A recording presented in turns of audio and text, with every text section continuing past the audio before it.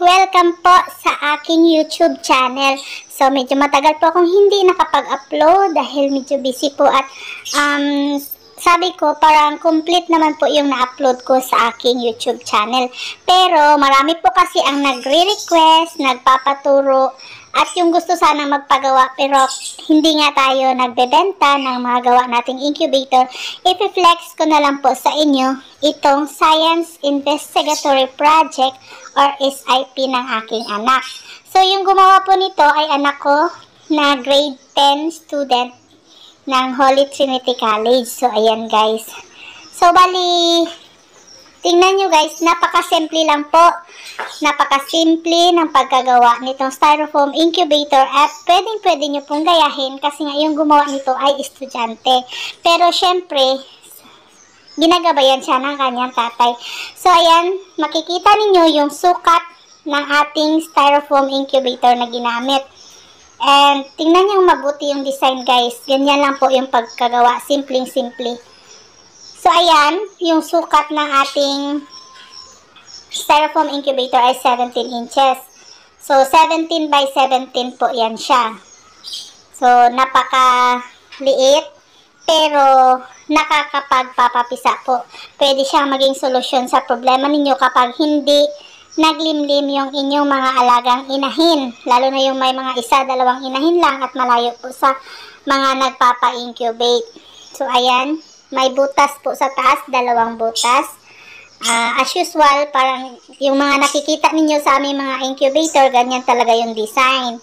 So, kung nakikita ninyo, meron siyang nilagay sa taas na salamin. So, kitang-kita din yung sa loob.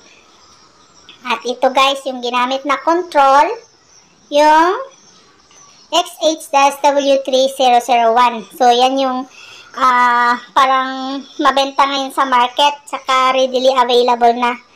Madaling hanapin. So, ayan guys, yung ginawa niyang setter trays at hatcher. So, isa lang yan guys. Kasi, single hatching po siya. Bali, isang salang lang po. So, ayan. Tingnan pa natin sa loob. Tanggalin natin to. Ginawa niyang hatcher tray. So, ayan. Kung nakikita ninyo, ano yung mga parts niya. So, ito siya. Yung nilagay niya para mapatungan ng kanyang tray. So, ayan, kahit ano lang guys na pwedeng magamit para may mapatungan. Tapos, yung carton. Ginawa niyang division para hindi direktang mainitan yung itlog. So, carton lang yung ginawa niya guys.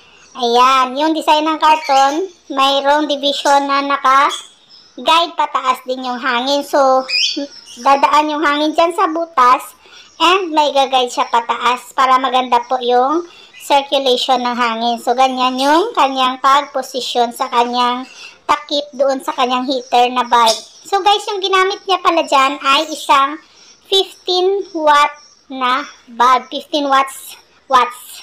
So, ayan. And, yung kanyang blower, tingnan nyo naman kung gaano kaliit. Notice nyo, guys. Ayan, model 80 by 80 by 25. So, 220 volts. Pasensya na kayo at baliktad.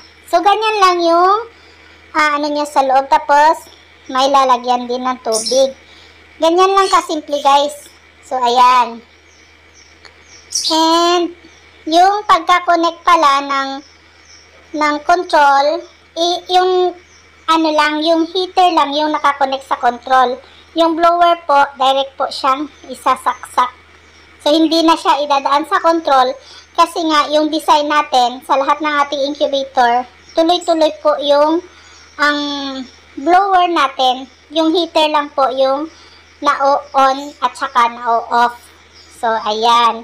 So, dalawa yung ayan, ginamit niya. Hindi niya pinagdikit yung blower at saka heater. So, ganyan lang guys. At alam nyo, itong project niya na to ay napapisaan na po namin ng 2 beses at ang ganda-ganda po ng performance niya. Yun nga lang, yung video niya ay hindi niya na-save. Pagtapos niya ipasa doon sa school, na-delete. So, ayan na nga guys, nakita ninyo na sobrang simpleng gawin yung incubator, homemade incubator. So, estudyante lang ang gumawa nito. Alam kong kayang-kaya nyo ding sundin. Napakasimple po guys. At Ayan nga, yung hitsura niya sa loob. So, bago ko nga pala makalimutan, meron po siyang butas dapat sa likod ng blower kasi dito po siya hihigop ng hangin na ibubuga niya po sa loob. So, ganyan guys. So, ngayon, ibabalik natin yung mga aparato sa loob. So, ganyan yung pagkalagay niya. And then, so, para-paraan lang talaga guys para makapagpapisa. So, ganyan yung papatungan ng kanyang egg trays. Napakasimple. Simpleng gawa ng isang estudyante. Pero, maaaring maging solusyon sa mga problema ninyo kapag hindi po naglimlim yung inyong mga inahin. So, ganyan lang guys. Napakasimpleng gawin. Yung mga materialis ay madali lang makita sa inyong paligid. So, ganyan yung ating pinakasimpleng styrofoam incubator na kayang-kaya ninyong sundin. So, sana may natutunan kayo sa ating video. And pasensya na po kayo kung medyo matagal po ako mag-upload kasi yung mga nilalagay ko po sa aking YouTube channel ay mga tested po talaga siya. At based sa aming experience na naging successful. Thanks guys for watching. Huwag kalimutang mag-subscribe at i-share ang ating video.